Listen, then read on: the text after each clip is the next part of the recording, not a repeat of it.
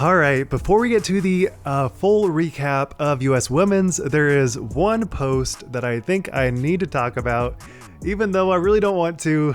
I'm here reporting the disc golf news. So with that, let's talk about the Nikko post.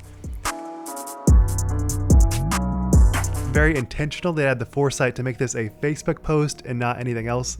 But with that said, his Facebook post went on to basically announce a new release of his line, the Sacred Disc, who I believe is actually being made and manufactured by Gateway, but that's not really important here. The important thing to note is he went on to state that in addition to his release of the lavender infused disc, he will also be donating the entire amount of the 46th place finisher with a 45th place cash prize. So essentially, if you are the first one to not cash, he will be donating that amount to you, basically stating that by Natalie playing, it is not fair to the rest of the women, and he will be donating the amount to that player. So there are a lot of things to talk about here.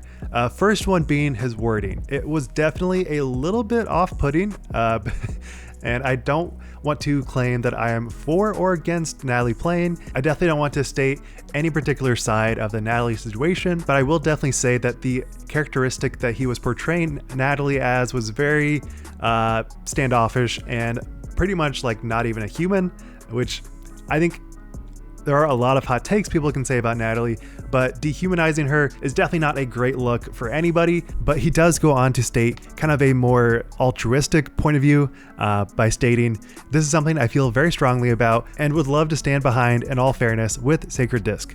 I've been competing in disc golf events for most of my life. Beyond being a competitor, I've always wanted to find a way to give back to the sport that has given a lifetime of memories and opportunity to grow. I appreciate all the people who have supported my journey on and off the course." And he goes on to state basically why his lavender discs are so spectacular.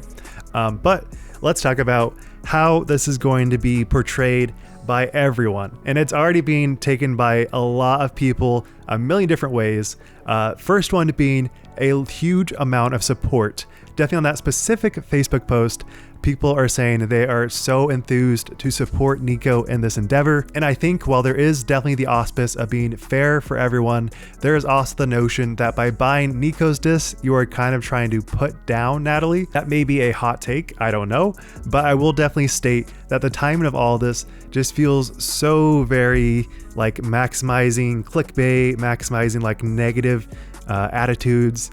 It is just very weird timed, and it is certainly on brand for Nikko, I will definitely say that. But especially when Brody tweeted it out, it was very clear that people are against Nikko for a million different reasons, and they are against Natalie for a million different reasons.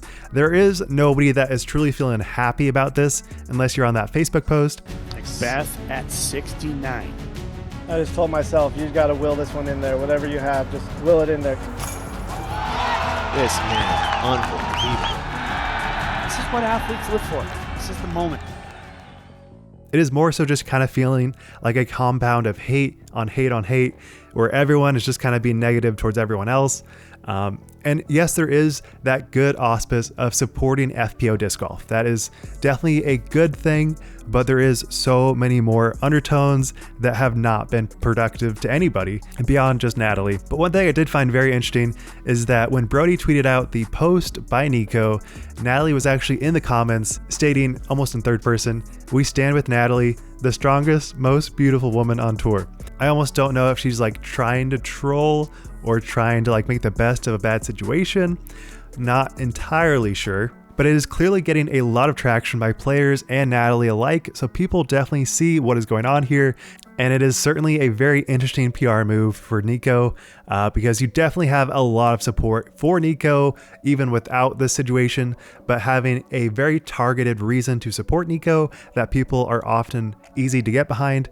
It is just a very interesting situation. And looking at the 46th place person, you may be wondering who that is and how much it is. It is about $750 for the last cash. It almost doesn't feel real who it is, but it is Morgan Lenz, the player that played against Natalie at the Throwdown the Mountain Championship. I think it was last year, and had the huge Facebook post being very targeted towards Natalie. So this whole situation just feels like if it was actually giving cash to Morgan Lenz, how weirdly ironic would that be? But with that said, there is just so much I could like get so much hate on, so I don't want to speak on it too much. I bet people are already commenting about how much they hate this whole situation, but this is a major point of news for the disc golf world that will almost certainly have impacts as the tour goes on and the disc golf world becomes even more divisive about this particular topic. So it is clearly not going away anytime soon. So with that, what do you guys think? Do you think Nikko was right in the way he portrayed Natalie? Do you think he was right to basically have this huge sales event around hating on Natalie? Or do you perceive this as being a true stand for fairness for FPO?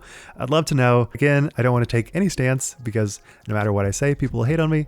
So with that, thank you so much for watching. Wild Runs, signing out. Peace.